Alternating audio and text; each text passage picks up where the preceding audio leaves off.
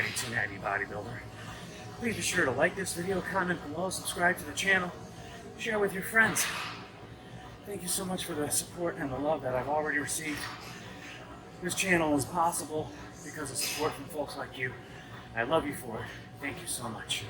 Also, check out desireforiron.com. I would love to be a part of your fitness journey, and we'll kick some goals together. Today is the first episode in a series I refer to as Walk and Talk. On my Instagram channel, From Fatty to Natty Bodybuilder, I'll go Facebook Live frequently while I'm out on my walks with my dog and discuss some topics. And I'm quite aware, as is the same with me, that if I don't catch the video while it's live, I'm more than likely not going to go back and watch it in someone else's feed, right? And it's to be expected. We have lives outside of what someone's doing on Instagram, so why would I expect anything other than that, right? I am very thankful for the folks that watch everything I got, whether it's live or not. But I also thought, the one place where you're not expecting it to go live, but you can very well share information, is right here on YouTube. So this is something I haven't discussed yet, and so here we go. Cardio is everything in the world today, especially with the advent of social media, where everyone becomes an expert on every topic. Cardio is no different, and it's one of these very touchy subjects that folks will argue with each other tooth and nail, claim to be an expert on, and ridicule you for not adhering to their commandments, right? So, while I am not an expert in all things, or an expert in anything, to be quite honest, I do know what works for me. I do know what I've learned through becoming certified as a bodybuilding specialist, and also what I have learned from people who have mentored me. So, huge shout out to those mentors. Rob Goodwin, for one, definitely I learned a lot from him. And I've learned a lot from people like Paul Revelia of, I think he's with Pro Physique, I think is his company. Mark Lobliner, I'm sorry if I'm mispronouncing your name, sir, with Tiger Fitness. Rico Van Housen, Rico Van Wiesen. And also folks like Eddie Nathan James Williamson. I'm not just trying to name drop, I'm just trying to give credit where it is due. And so I've learned a lot of things from a lot of different people. And I've taken what I know and believe works for me, recognizing that not everything that works for me is going to work for anybody else, or everyone else, I'm sorry. But recognizing that it will help most people. And there's a couple of folks that might need some tweaks here and there. But here's what I've learned about cardio, very specifically. One, all forms of exercise are just fancy terms for movement. Whether it's cardio, whether it's HIIT cardio, low impact steady state cardio, whether it's weight training, whether it's CrossFit, body weight training, martial arts, bowling, right? Pretty much everything that requires activity, minus, like playing video games, and even some video games this does apply, is movement. We were designed by our loving Creator in His perfect image and likeness, and He designed us to move. So, I'm quite aware that not everyone has the faculties to move. Folks that do have the faculties to be able to move. You're designed to move, right? So now on the actual topic of cardio itself, it's important to use it and to do it throughout your entire fitness journey. All right? Why do I say that? I know that for those who are competitive bodybuilders, there is a point in your journey where you're trying to put on some quality size. And cardio is believed to inhibit it. Well, cardio would inhibit that if you did so darn much of it that you were putting yourself in a caloric deficit because of the activity, or you were burning at your muscle cells because you're doing too much of it. But otherwise, no. You want to exercise the most important muscle, and that's the one you don't see, and that's your heart. Right? It's designed to keep ticking until it stops ticking. And if you're not exercising it to make it a stronger ticking machine, it does stop. And all the other muscles you have follow right along with it. And now you're just a pretty corpse. As inevitable as it is that everyone watching this video, past, present, and future, will someday meet the same fate. There's no need for us to speed up the process by not taking care of this temple that God gave us, this jar of clay, whatever you want to call it. And the inside of it is just as important, if not more important. Right? All the trophies in the world aren't going to amount to full of beans if, you suffer from a massive stroke or a massive heart attack in your 40s or 50s. Now you can't do anything. So you do your cardio, even during the gain phase. I don't like using terms like bulking season because that gives the connotation, and I'm guilty of this, that's why I say it, the connotation that you can almost consume whatever you want because you're bulking. So I like to refer to as the gain phase, and even though I'm guilty of saying it, I don't like using the term off season either, because there should never be an off season to your health and wellness. And in bodybuilding, especially as a competitor, there's certainly no off season.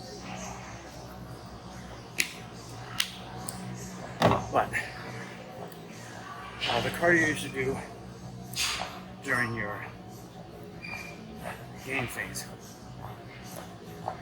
I wouldn't call it minimal, but I would call it just enough and a little bit extra to keep the heart working well and to stave off some of the fat that's going to come along as you're gaining size. The unfortunate thing about your gaining season, regardless of whether or not you're an enhanced bodybuilder or not, is, and for those who aren't enhanced, it's even more true. When you are putting on size and you're putting on some weight, the unfortunate thing is fat shows its ugly head a lot more than muscle does. It's just the nature of the beast, and I don't know why. So, getting the cardio in helps mitigate that a little bit. So, that's the reason why I use cardio, the twofold reason as to why I use cardio during the gaining phase. One is the heart's important. You want to keep that blood pressure down, you want to keep that resting heart rate down.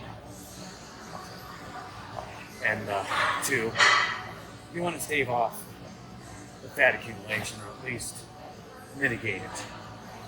So the cardio helps. It's not the end all be all, because you can't outwork a horrible diet, but the cardio will help some. Now, you get into prep mode. Cardio is essential at that point, right? For multiple reasons. First reason, as always, the heart has to be taken care of. You simply have to take care of your heart. As someone who used to be on multiple blood pressure pills and still had an elevated blood pressure with that medication, I can't emphasize enough how important it is to take care of your heart. Also, it helps to alleviate the stress because prep mode is stressful, right? So that's another reason. Actually, throughout your entire life, going to working out with cardio, well, working out period helps stress, but cardio helps. But in prep mode, it helps to get into that caloric deficit without lowering your calories drastically, right? It helps you simply burn fat. And unfortunately, it's just the way it is, man. I know there are some folks out there that have been able to lose weight or lose fat without cardio. But I can't think of too many folks that do it that well without cardio. Now leads me to my second point. I'm only speaking towards those who are trying to change their physical composition, have the most muscle and the least amount of fat for a brief period of time, because you're not going to walk around at 3-4% body fat forever. It's just not sustainable. But the cardio that I feel gives you the best bang for your buck is what I'm doing right now. Walking. Is it boring to walk on a treadmill, even for just like, say, 35 minutes? Which is, yeah, it's extremely boring. You throw on some shows to watch while you're walking on a treadmill, maybe watch a podcast. Certain comedian and UFC commentator out of Austin, Texas is usually an informative and entertaining and insightful one to watch. As well as, I mean, just you pick your podcast or you pick your show on Netflix or Hulu or YouTube, like hopefully right now. You do your thing. Yeah, it's boring. But unfortunately, when it comes to bodybuilding, it's not always about what you like, it's about what's going to work. Got to be a delicate balance there, because if there's a certain exercise you just hate, even though it's super effective, maybe you shouldn't do it all the time, you should pick something else. But when it comes to cardio, I'm sorry, I just got to say, what I feel is the best for bodybuilding particularly is low impact steady state cardio. Here's the reasons. I know I've rambled enough. One, it keeps your heart rate in the zone that you're going to use more fat than carbohydrates and muscle for the energy source. And so that's a good thing. And the more important thing, at least in my opinion, and I'm sure it can be argued in the comments below, and feel free, is when you're using the, when you're walking, the recovery on your muscles is minimal, right? I mean, unless you're walking hours a day, which I don't recommend, you're really not going to feel too much the next day as far as muscle soreness from the cardio activity. You might feel some soreness in your legs from leg day, and you should, but you won't feel it from the cardio. But I have noticed in my experience doing HIIT training, like say some Tabata intervals, some kettlebell intervals, or like burpees and stuff like that, the muscle soreness comes into play. And then that does have a negative impact on my weight training sessions. And my weight training sessions is where I'm trying to put on the muscular size that will make me a more metabolic burning machine, calorie burning machine, just by having more muscle fibers that require calories for their existence.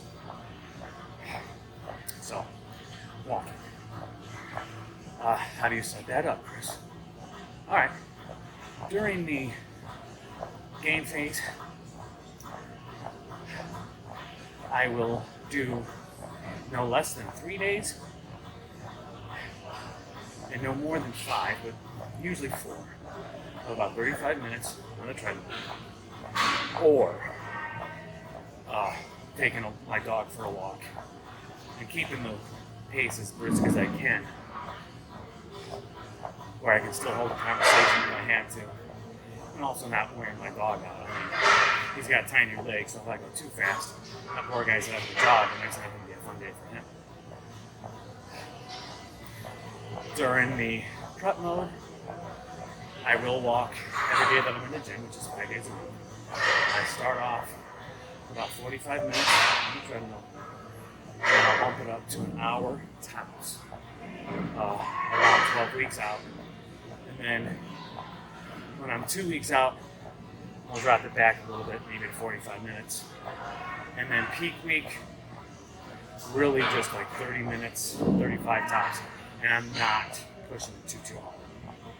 I'm just doing it enough to keep the blood flow, get the stress relief, just relax. And then throughout the day, all the time, I'm trying to stay active. So, during the day, at work, I'm blessed enough to be able to work at home, and also there are days where I have to go to the office. So, at either time, if there's just a little bit of a lull in the action, I'll get up, walk around. Even if it's just for 2 or 3 minutes, right? But just enough to get out of the chair. All right? If I have to go upstairs 2 or 3 floors, even more, maybe 5 tops, I'm going to use the stairs as opposed to use the elevator. Again, body's designed to move, right? And then that starts to enact what's referred to as NEAT, non-exercise activity thermogenesis, which is just a fancy word for walk, move. That's all that is. So, folks, I hope you enjoyed this walk and talk. Please be sure to like this video, comment below, subscribe to the channel, share this with your friends, and again, check out desirefoриron.com. I would be honored to be a part of your fitness journey. We kick some goals together. I love you guys. Have a great day. Stage on the stage, got the whole crowd bouncing, talking about the king of kings, a moon mountain mover.